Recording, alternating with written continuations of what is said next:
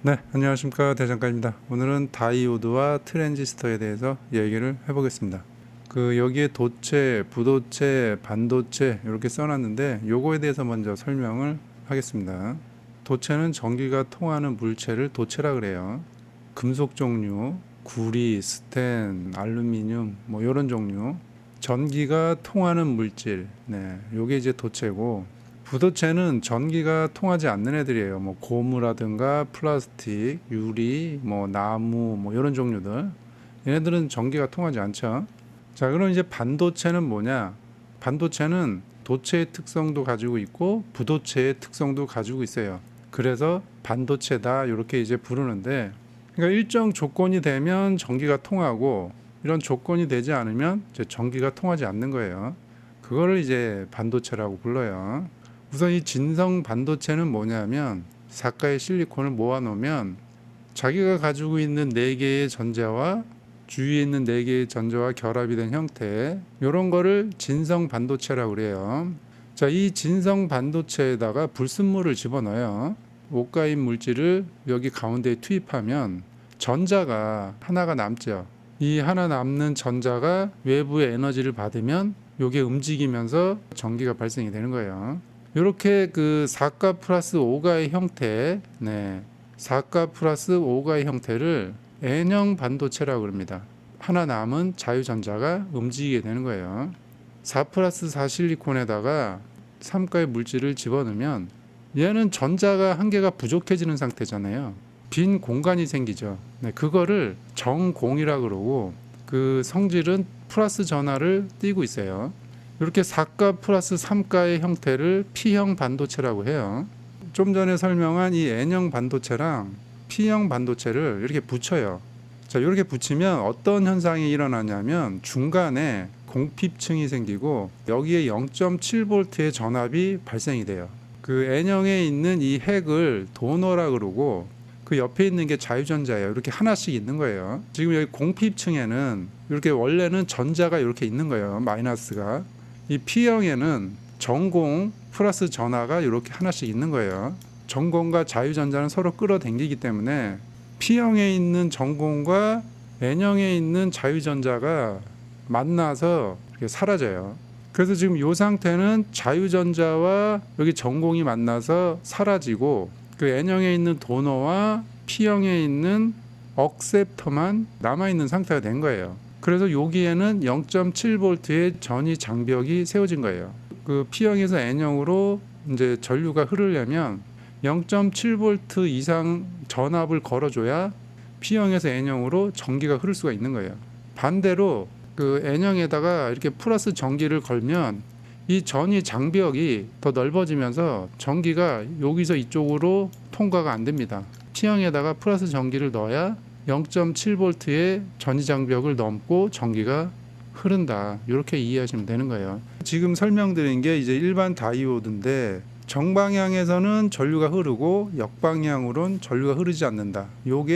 요거를 얘기를 하는 거예요. P형에서 들어가는 게 정방향 또는 순방향, N형으로 들어가는 게 역방향, 이렇게 이해를 하시면 되는 거예요. 요거를 기본적으로 이제 이해하시면 되고, P형을 에노드라 그러고 이제 N형을 캐소드라고 부른다. 기호는 이렇게 생겼다. 그러니까 이제 회로도를 보면 보시다시피 여기가 P형, 여기가 N형이잖아요. P형과 N형 사이에 0.7V의 전위 장벽이 있다고 했잖아요. 여기에서 0.7V 이상만 가해주면 이쪽으로 이제 전기가 이렇게 흐르는 거죠. 자, 다이오드에는 뭐 종류가 여러 가지가 있어요. 지금 설명한 이제 일반 다이오드, 요거는 교류를 직류로 바꿀 때 많이 사용을 합니다. 그리고 이제 제너 다이오드, 제너 다이오드는 기호는 이제 이렇게 생겼는데, 요거는 이제 전압 조정할 때 많이 써요. 발광 다이오드 기호는 이제 이렇게 돼 있는데, 요거는 이제 여러분들이 잘 아시는 거 LED, 그거를 얘기를 하는 거예요.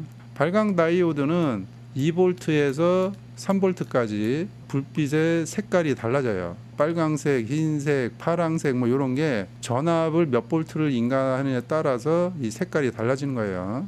요게 이제 발광 다이오드고, 그 다음에 포토 다이오드는 뭐냐면 화살표 방향으로 빛을 받게 돼 있잖아요. 그러니까 포토다이오드는 빛을 받게 되면 전류가 이렇게 흐를 수 있게 만들어 놓은 거예요. 밑에 이제 다른 다이오드도 있는데 자동차는 오토바이에서 주로 많이 사용하는 게 이런 네 가지이기 때문에 그냥 요 정도만 알고 있으면 된다.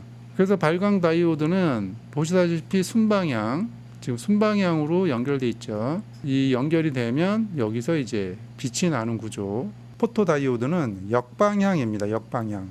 다이오드가 이렇게 작동이 되려면 정방향으로 연결을 하는데 이 포토다이오드는 역방향으로 연결을 해놔야 돼요.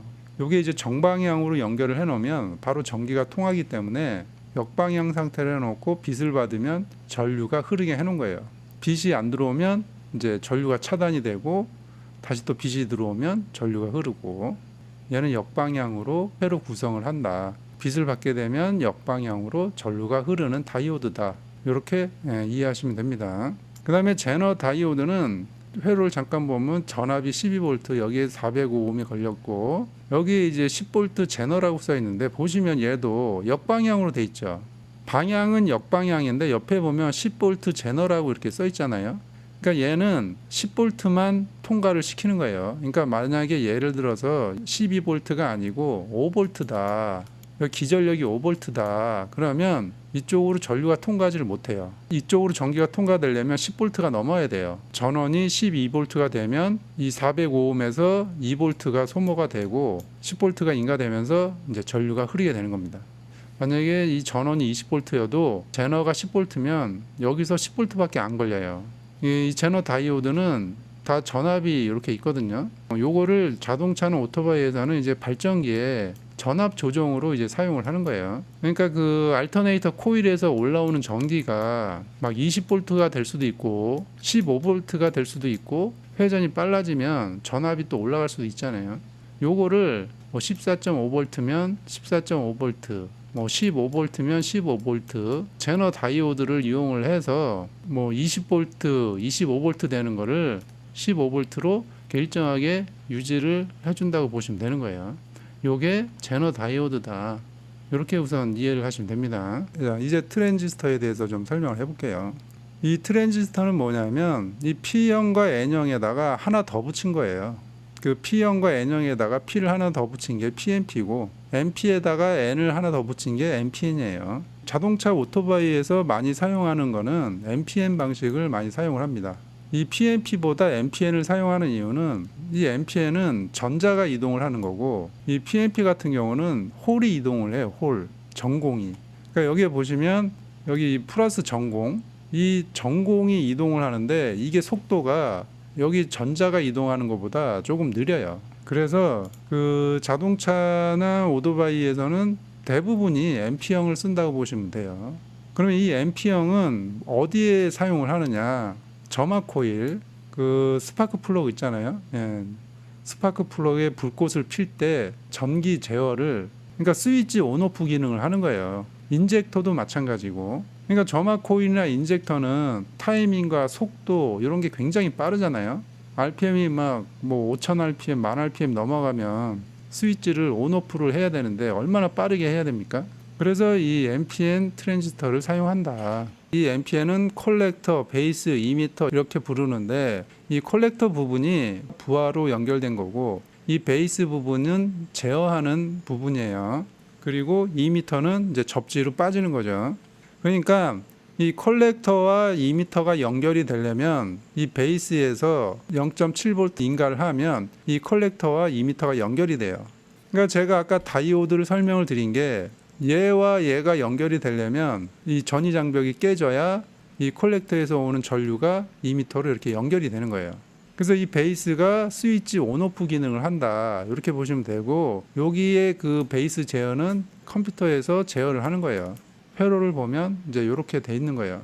요거를 만약에 그 인젝터, 요걸 인젝터라고 해볼게요. 여기 부하를 인젝터라고 해보면 이 인젝터가 작동이 되려면 지금 보시다시피 플러스가 부하 지나서 여기까지 들어와 있는 겁니다. 플러스가 여기까지 들어와 있는 거고 지금 얘가 작동이 되려면 이게 회로가 이렇게 연결이 돼야지 인젝터가 작동을 할 거 아니에요. 이쪽에서 베이스 신호가 들어오면 콜렉터에서 여기 2m로 연결이 된다 그랬잖아요. 그러면 얘가 마이너스 접지로 연결이 되니까 인젝터가 이제 연료 분사를 하겠죠. 베이스가 전원이 차단이 되면 얘가 이렇게 다시 딱 끊기는 거예요. 컬렉터에서 이미터로 흐르던 전류가 이렇게 딱 차단이 되고 이제 인젝터는 연료 분사를 하지 않는 거죠.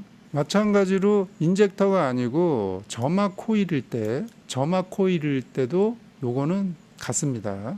그래서 실제로 정비를 할 때 이 트랜지스터는 정비를 하지 않죠. 왜 그러냐면 여기 부분은 요렇게는 어디에 들어가 있냐면 요거는 ECU 안에 들어가 있습니다.